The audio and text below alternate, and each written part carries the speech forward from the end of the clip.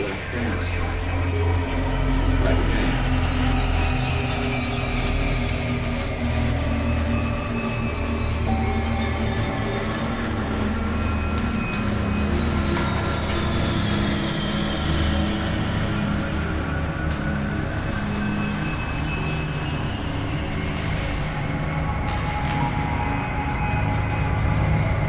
Commander-in-Chief, I have determined that it is in our vital national interest to send an additional 30,000 U.S. troops to Afghanistan. It's quite a game.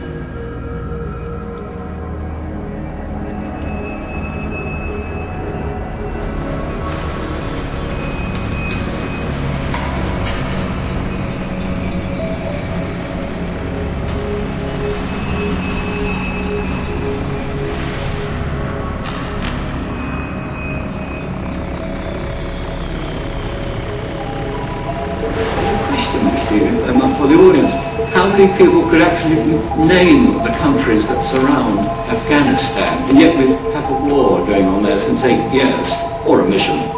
Well, it borders Iran to the west and China to the east. In the north, it borders Turkmenistan, Uzbekistan and Tajikistan. North of Afghanistan are the 5 countries of Central Asia. The sandwich between the Caspian Sea on the west and Russia to the north and China to the east, Iran and Afghanistan to the south. And Kazakhstan is by far the largest Central Asian country. It's huge, about the same size as Western Canada, if you include Manitoba. And it has the largest oil reserves in Central Asia. They're enormous, so bigger than the North Sea, North Slope of Alaska, to give you a scale. And Turkmenistan has the world's 3rd largest reserves, 3rd largest of natural gas. And Afghanistan offers a route for export to the south via pipeline. Even though I'm now president and George Bush is no longer president, Al-Qaeda is still a threat. The Caspian countries are far from the world's oceans and tankers, so they must rely on pipelines. And you may think that if you've seen one pipeline, you've seen them all. But I'm a petroleum economist, so I find them fascinating, and each one is a geopolitical story in its own right. Pipelines are important today in the same way that railway building was important in the 19th century. They connect trading partners, they influence the regional balance of power. Pipeline route is critical.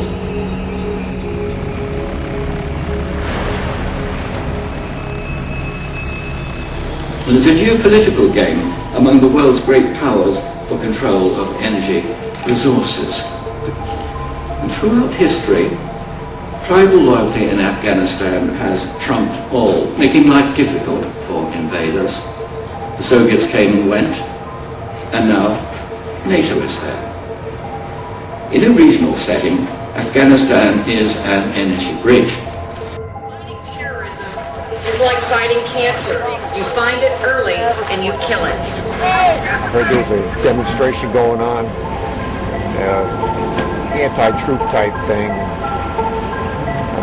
I'm a veteran, and I feel strongly that we need the generals to take charge and do what they need to do. Fueled by President Obama's announcement Tuesday night that he plans to send 30,000 more troops to Afghanistan. What do we want? Troops out! And when do we want it? Now! A couple hundred anti-war protesters from across the Twin Cities stopped traffic and turned rush hour We won't take it anymore! into an anti-war parade. None of this made sense. I don't think the Americans were told the truth last night about the actual. It's complex, and maybe that's the reason he wanted to simplify it, but it's not. It was not the truth last night of why we are escalating in Afghanistan. Now here's the route of the proposed pipeline. The route passes through Helmand, where the British are, Kandahar, which we all know about, and the Pashtun area of Pakistan. Insurgents control parts of Afghanistan and Pakistan. Most painfully, 2008 was the deadliest year of the war for American forces. In the case of Afghanistan, if we accept the oil argument, which is actually nonsensical when you think about the cost and logistics. Afghanistan is an amazingly hard place to get anything to. It's landlocked, it's rough terrain, and there's only a handful of places you can get in, depending on which way you want to go. The bottom line is that there's more oil between the shales in the Bakken field and the light sweet that's sitting there than there is in the Middle East. The oil issue is very much a red herring. The only geostrategic reason for ostensibly building these gas and oil pipelines is to simply stop the Chinese and Russians from getting at them, or at the very least disrupting the region enough that you have instability. And remember, sometimes wars are created for the purpose of creating instability. They're not to be won or lost. But the biggest change, Afghanistan and Pakistan will no longer be treated as separate problems. One challenge, one goal. To disrupt, dismantle, and defeat Al-Qaeda in Pakistan and Afghanistan, and to prevent their return to either country in the future. The plan also takes aim at terrorist sanctuaries in Pakistan. Multiple intelligence estimates have warned that Al-Qaeda is actively planning attacks on the United States homeland from its safe haven in Pakistan. And it's called TAPI, after the initials of the 4 participating countries, Turkmenistan, Afghanistan, Pakistan, and India. And they've been meeting regularly since 2002. Shortly after the invasion, there was hardly a pause. And despite security concerns, they met in April 2008 to sign a framework agreement. It's a multilateral project. The Asian Development Bank is helping develop the project. And countries promised to help Afghanistan become an energy bridge. And that's the phrase they used in a document we were looking at online put out by the Indian government. Energy bridge. But that's how it's seen, nevertheless, by countries at high level. And realistic or not, pipeline construction is planned to start in 2010.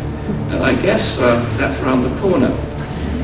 Afghanistan says the route will be cleared of landmines and Taliban by then. That's what the Minister of Petroleum there said last year. I think he regrets it. And now the United States has been sending more troops to areas along the pipeline route. Al-Qaeda is still bent on carrying out terrorist activity. These organizations are willing to kill innocent people because of a twisted, distorted ideology.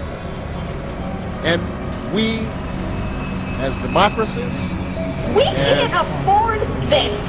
We have better and more important things to do with our money and with our young men and women than to be engaging in a war that we cannot win and that's illegal. We voted in 2006 to end the war in Iraq. Yes. Did they end the war in Iraq? No. They funded it 8 more times. Right. Then you went to the polls and you voted for Barack Obama, who promised you change. What change have you seen? The United States has reviewed and redesigned its approach to Afghanistan. We believe that we cannot just win militarily. We have to win through development aid. We have to win through increasing the capacity of the Afghan government to provide basic services to its people and to uphold rule of law. We have to work with the Pakistani government so that they are more trusted by their population and have more control so that they can then help us go after these terrorists. We have to encourage diplomacy in the region. We can't afford to keep doing what we're doing in Afghanistan and Pakistan and keep expanding our mission and increasing our spending over there. We're going to increase our troops to by the end of the year to 68,000, and in all of these areas we're having as many or more civilian contractors than we are military troops, and at some point we've got to come to our senses and realize that we just simply can no longer afford this. Meanwhile, Iran has offered an alternative to the route through Afghanistan, a pipeline to supply Iranian gas to Pakistan and India. The route would avoid Afghanistan altogether. And it's called the IPI pipeline, after the initials of Iran, Pakistan and India. And negotiations continue a bit haphazard, but the United States is squeezing India and Pakistan to abandon that project and go for the line through Afghanistan. It's quite a game. Early as I see. Nobody cares. Get out of my